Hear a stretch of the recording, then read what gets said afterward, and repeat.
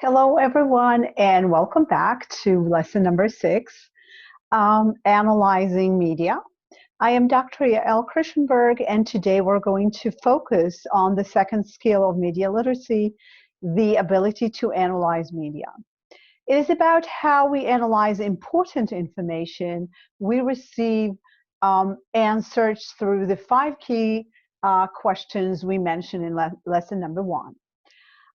Just to refresh your memory, according to the National Association for Media Literacy Education, the 5 skills are the ability to access, critically analyze, evaluate, and create media. And of course, the ability to be active media literate using all forms of communication. In lesson number 5, we spoke about access to media. And today, I would like to talk about analyzing the information we access. So let me share with you my screen, and we'll be right there with you. There you go.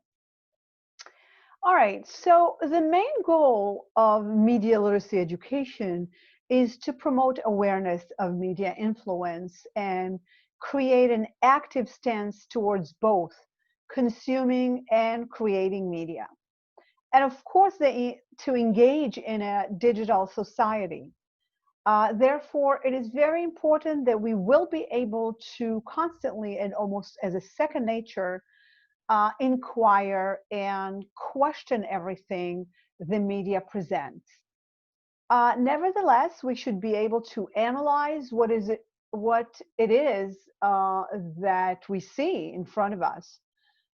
So the 5 questions we are going to look at really closely today are as follows. Who is the creator of the message that we're receiving or looking at? What kind of techniques or genre are used? Do all people look at messages the same way? What is the point of view or the lifestyle represented or omitted in the message? Why is this message sent? What's the purpose? To whom this message was intentionally written? We're looking for the audience. So first, let's look at the first key question. Who created the message? The information that we're looking for, if you will. How can we tell who created it? Why is it so important that we know who created the message? As a consumer of media, you have to ask yourself questions like that. Remember, media literacy is all about inquiry. Is the author credible? Is it a dictator who is trying to suppress their people? Is it an advertiser who's trying to convince me to buy something, a new product or something, or manipulating me? Is it school or other educational body? Is it a politician, a social group member? Could it be a propaganda creator or news producer? All of these questions and more can help you pinpoint the credibility and the purpose of the information you are engaging in. The more you know about the creator, the better you can judge the credibility of the information. Now, every piece of writing or memes have techniques and genre, agenda, if you will. Your job is to find out what these are in the message in front of you. It is important to know what was used to attract your attention, to convince you, to even insinuate stereotype, whether is intentionally or not. Look at the pictures in this slide.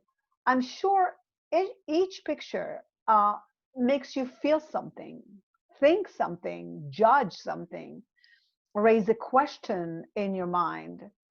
And that's exactly what the intention of the creators of the photos, the memes, or the writers of the article where they depict these pictures. Uh, Pay attention to the colors, the topic, the background, the camera angles, um, and more. I'm sure you can say something about all of these pictures without even reading anything about them. And that's what we mean by technique usage of messages that are constructed. Um, Next question you should ask yourself when analyzing media is how is the message in front of me read by different people of different backgrounds? How will my neighbors from India look at this message? How will they understand it? How do I understand the message? How will um, how will my 16-year-old or my grandma is going to understand this message?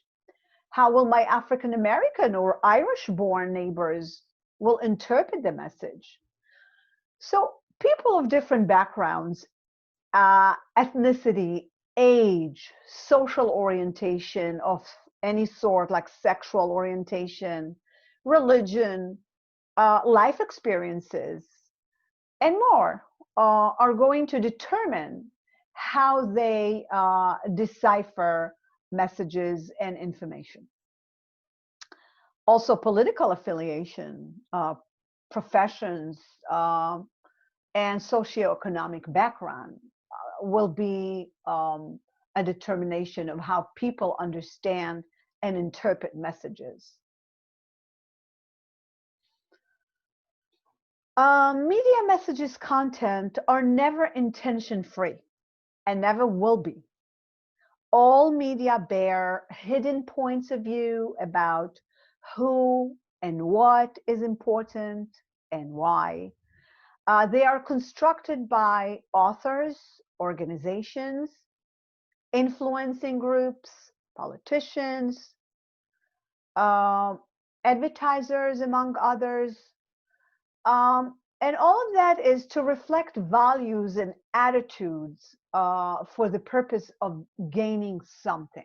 Remember, media is about gaining something, either money, prestige, or power. It is never ever free of these motivations. Those values are embedded in TV shows, movies, ads, and believe it or not, even in the news. Those media makers decide what stories go first, how long they are, what pictures are going to be picked, um, what is left out, what's in. They are constructed and constructed to influence, to guard an imaginary gate, to keep their way of thinking, dictate cultural standards, perpetuate stereotypes, and sometimes construct propaganda, reinforce the mainstream media, or things of that nature. So you can imagine how much power the media you are engaging in uh, have. The next question you should ask yourself is why is this message being sent? What is the purpose of the media message in front of me? Is it to educate me, enlighten, or instruct? Does it mean to entertain or inform, to persuade, maybe to manipulate me, maybe to warn me about any looming danger, or simply try to sell me something, uh, to gain power over me, or to change the status quo? In general, the media is trying to reach as many audiences as possible, uh, to send and get their messages across, whatever their goal is. In authoritarian countries, as we mentioned before, the purpose here of a message is usually to control or to manipulate, to scare, to suppress, and so forth. Next question is, who is the audience to whom the message was written and intended? When media construct messages, they want to make sure that the right message goes to the right audience. This way, they can gain the most out of their intentional goal. So they can send messages to different age groups, youngsters or old, social groups like women or men, people of different ethnic backgrounds, the elite, the marginalized, the poor, the rich, or religious people. All depend on their purpose. What do they really want to gain from these audiences? What are they trying to sell or to make you think or feel? Analyzing media messages can also be through analyzing the mediums themselves, which includes memes, emojis, as we saw before, and new means of communications like the internet, cell phones, and so on. The theory of the Canadian communication thinker and scholar Marshall McLuhan says that the medium is the message. In his book, Understanding Media, The Extensions of Men, published in 1964, he suggested that a communication medium itself, not the messages it carries, should be the primary focus of study. In other words, communication has changed because our mediums changed. The way that we send and receive messages is more important than the information itself. So if we agree with this theory, we should analyze the mediums through which a message is transmitted and understand the message or a different part of the message. Conversations are being replaced with emojis. That's a side thought that I wanted to just add. The conversations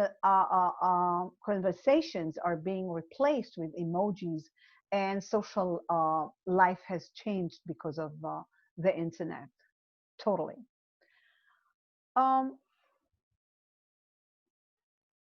So to summarize this lesson, we can say that you will probably won't be able to constantly analyze every piece of information you encounter. But if you practice little by little, you will be able to automatically analyze messages without even realizing it. You won't be able to look at any piece of information the same way again. That being said, when you analyze media, you'll be able to better judge the information in front of you.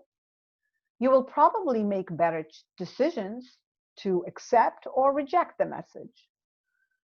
Your citizenship participation is going to be more valid and wiser. You will be able to easily catch the purpose of the hidden intentions of information and be part of the digital society. And finally, of course, you will be able to see how different messages are organized. And it'll come handy when you decide to create your own message or messages. With that in mind, you must demand fairness and balance between various ideas and viewpoints. We also need to know where to find alternative sources of both news and entertainment, and to be able to evaluate the alternatives as well for their own embedded values. In other words, we should look around for other comparing sources to verify balance and fairness. Now, this is all for today's lesson. And our next lesson is going to be about the next media literacy skill, which is evaluating media. And until then, please stay safe.